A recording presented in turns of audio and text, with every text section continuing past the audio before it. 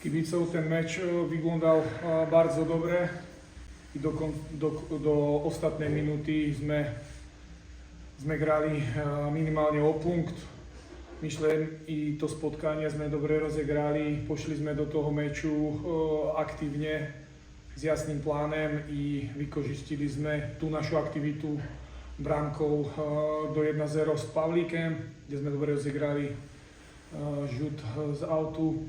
I potem myslím, že o celom meči decidovali situácie zo stálych fragmentov, kde myslím, že Viečista pokázala tú jakosť, tú individuálnu jakosť tých závodníkov, kde nám, by som povedal, šípko strelila dve brámky i ťažko moji závodníci na to reagovali. Do polovy sme šli s výnikem 3-1 i vedel som, že sme sa dobre přigotovali, že fyzične będziemy mať navísť i z tego som motivoval chłopakov, aby stále myšleli na ten plán i že v tom meču môžeme strzelić kontaktný gól i to sa stalo. Myślę, že dzisiaj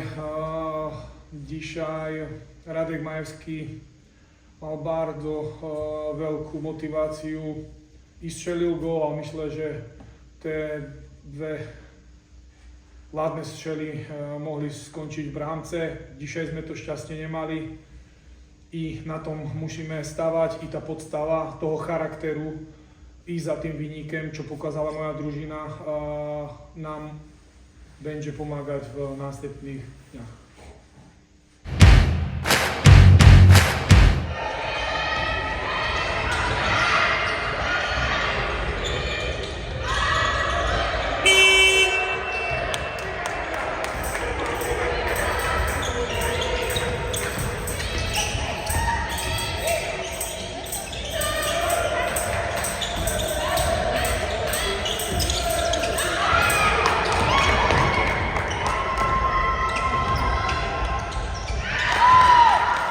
Thank you.